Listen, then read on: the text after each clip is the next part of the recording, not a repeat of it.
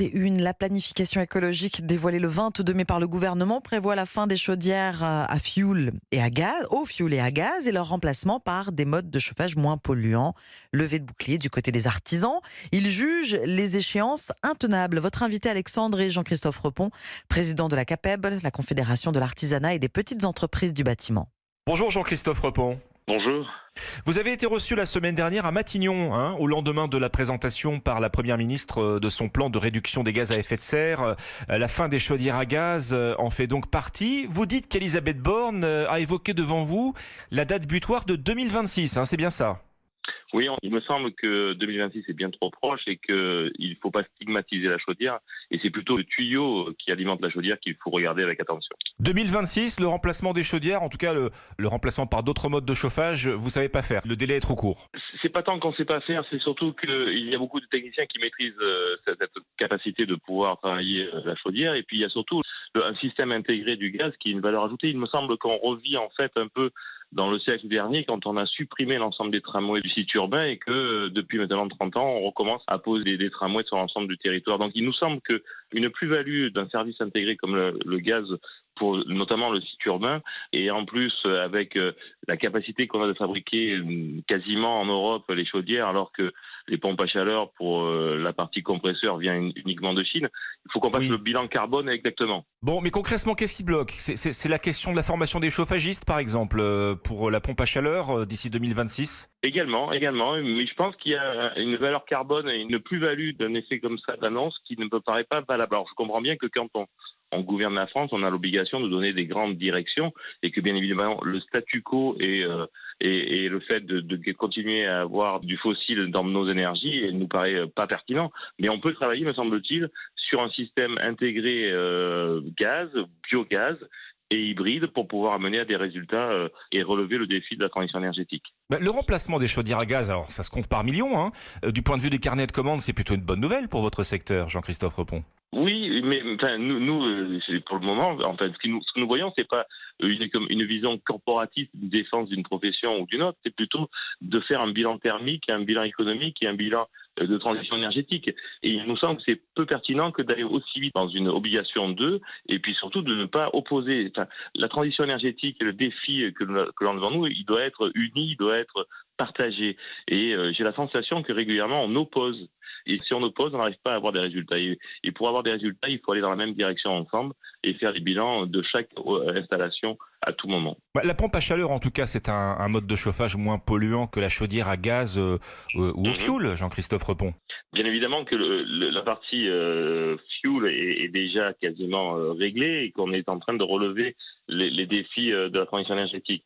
Bien évidemment qu'il faudra aussi, je pense, quelques EPR pour pouvoir répondre à la commande générale en France du besoin électrique qu'on aura. Et puis après, alors des EPR, pardonnez-moi, je vous arrête un instant, vous voulez dire qu'il faut attendre l'arrivée du nucléaire de nouvelle génération pour pouvoir fournir suffisamment d'énergie pour les pompes à chaleur qui fonctionnent à l'électricité, c'est bien cela? Il me semblait, que j'ai écouté attentivement les gouvernants qui nous disaient qu'on risquait d'avoir l'hiver dernier un blackout et des arrêts d'électricité. Donc il me semble que si nous devions d'ici 2 ans basculer l'ensemble de la partie énergétique gaz sur une partie électrique, on ne serait pas dans la capacité d'avoir la fourniture électrique qui nous permet de le faire.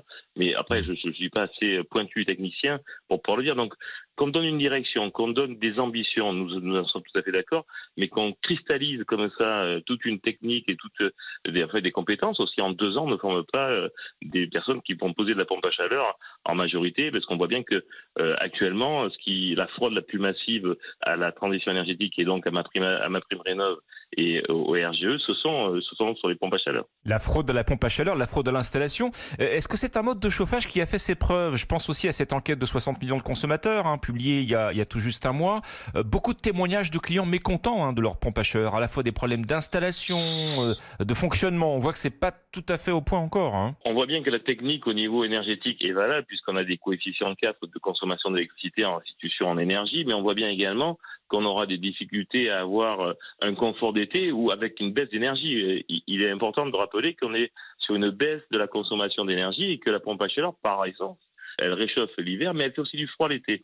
Et ça veut dire que donc en termes de transition énergétique, je suis pas sûr que les vendeurs de pompes à chaleur vont nous vendre de la pompe à chaleur qui ne fait que du chaud. Et donc on aura aussi donc des pointes en été de consommation assez forte pour pouvoir refroidir. Et il me semble qu'au niveau de la transition énergétique, c'est pas dans la direction dans laquelle on doit aller pour être moins énergivore et avoir le moins de consommation sur la durée de l'année entière. Un autre point de friction que vous avez, Jean-Christophe Repon, au-delà des chaudières à gaz sur la transition énergétique, enfin au sens plus large, transition écologique, c'est la mise en place depuis le 1er mai des nouvelles filières de recyclage des déchets du bâtiment. Qu'est-ce qui ne va pas sur ce point ? Il se passe ce que nous avions prédit, malheureusement, c'est que les éco-organismes sont là depuis le début de l'année et devaient promettre des points de collecte et qu'actuellement, nous sommes officiellement à 500 points de collecte, ce qui fait à peu près même pas un quart de ce qui devait être proposé et que, par contre, l'écotaxe va être payée dès le 1er mai. Et donc, en fait, on a des éco-organismes qui nous proposent un calendrier qui n'est pas en adéquation avec la taxe qu'on va poser. En gros, on n'a pas le service rendu attendu, c'est-à-dire, normalement, un point de collecte tous les 10 km pour chaque artisan sur l'ensemble du territoire. Donc, on a, comme d'habitude, demandé une démarche qui est vertueuse et nous la validons, mais avec un calendrier qui ne correspond pas à la réalité économique et donc des artisans qui vont payer une écotaxe alors qu'ils n'ont pas le service demandé dans l'agrément de l'État auprès des éco-organismes. Donc on avait demandé un report au moins d'un an pour qu'on ait au moins les points de collecte sur un maillage territorial de qualité. On s'aperçoit maintenant, fin mai, qu'on n'a pas ce point de maillage de qualité et que du coup on aura des crispations sur l'ensemble du territoire pour savoir où on pose nos déchets pour les retraiter et les recycler. Merci Jean-Christophe Repon. Merci à vous. Merci beaucoup. Président de la CAPEB, Confédération de l'artisanat et des petites entreprises du bâtiment. Merci à vous. Merci. Europe 1 et les 6